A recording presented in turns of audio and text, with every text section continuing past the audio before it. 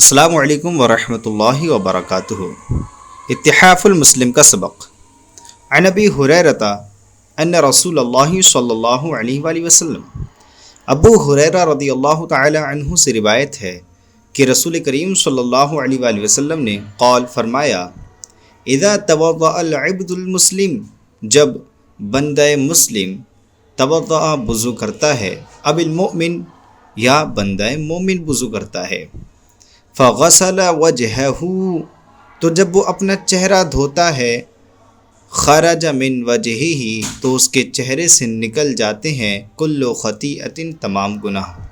نظر الیہا بعینیہ، جس کی طرف اس کی آنکھوں نے دیکھا تھا، اور یہ پانی کے ساتھ یہ نکل جاتے ہیں، او مع آخری قطر الماء، یا آخری پانی کے قطرے کے ساتھ، آخری پانی کی بوند کے ساتھ نکل جاتے ہیں۔ فَإِذَا غَسَلَ يَدَيْهِ، تو جب وہ اپنے ہاتھوں کو دھوتا ہے، خَرَجَ مِنْ يَدَيْهِ كُلُّ خَطِيئَةٍ، تو اس کے ہاتھوں سے تمام خطائیں، تمام گناہ نکل جاتے ہیں۔ كَانَ بَطَشَتْهَا يَدَاهُ مَعَ الْمَاءِ، جس کو اس کے ہاتھوں نے پکڑا تھا، یہ گناہ پانی کے ساتھ نکل جاتے ہیں، او مع آخری قطر الماء، یا آخری پانی کی بوند کے ساتھ نکل جاتے ہیں۔ فَإِذَا غَسَلَ رِجْلَيْهِ، تو جب وہ اپنے دونوں پیروں کو دھوتا ہے، خرجت کل خطیئۃ، تو تمام گناہ نکل جاتے ہیں، مشتھا رجلاہ مع الماء، جس کو اس نے جس کی طرف اس کے دونوں پیر چلے تھے، مع الماء، یہ گناہ یا تو پانی کے ساتھ نکل جاتے ہیں، او مع آخری قطر الماء، یا پانی کے آخری بوند کے ساتھ نکل جاتے ہیں، حتی یخرج نقیا من الذنوب، یہاں تک کہ وہ گناہوں سے پاک صاف ہو کر نکلتا ہے، حتی یہاں تک کہ یخرج نکلتا ہے، نقیم صاف ستھرا، من الذنوب گناہوں سے، یہاں تک کہ وہ گناہوں سے صاف ستھرا ہو کر نکلتا ہے۔ وعن عثمان ابن عفان رضی اللہ تعالی عنہ، اور عثمان ابن عفان رضی اللہ تعالی عنہ سے روایت ہے، قال، وہ کہتے ہیں، قال رسول اللہ صلی اللہ علیہ وآلہ وسلم، کہ اللہ کے رسول صلی اللہ علیہ وآلہ وسلم نے ارشاد فرمایا، من توضأ، جس شخص نے وضو کیا، فاحسن الوضوء،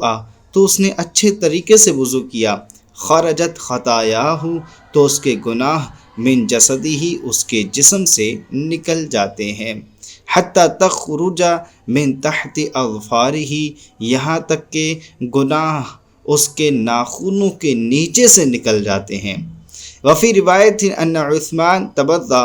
ایک روایت میں کہ عثمان رضی اللہ تعالی عنہ نے توضأ، وضو فرمایا، ثم قال، پھر فرمایا، رأیت رسول اللہ صلی اللہ علیہ وآلہ وسلم توضأ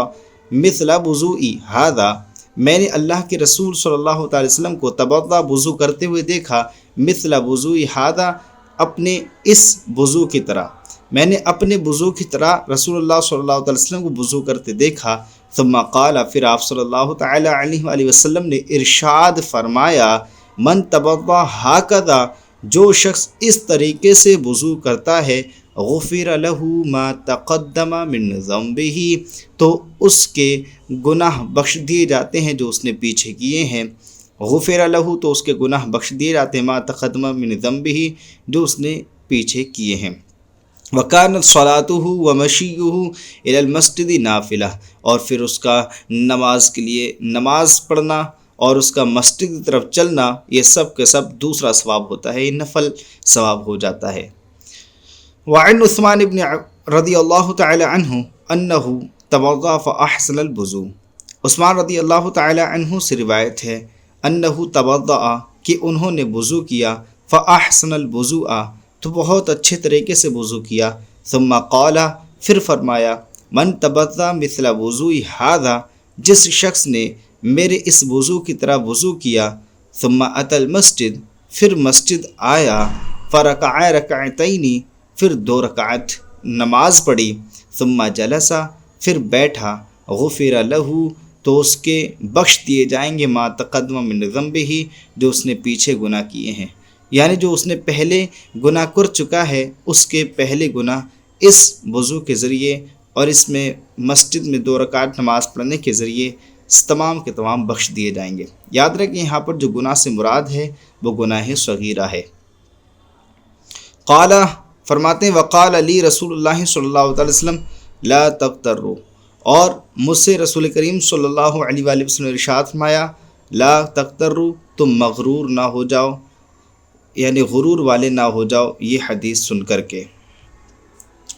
امید کرتے ہیں کہ آپ کو یہ سبق سمجھ میں آیا ہوگا۔ اگر یہ سبق سمجھ میں آیا ہو تو ہمارے چینل کو سبسکرائب کریں۔ السلام علیکم ورحمۃ اللہ وبرکاتہ۔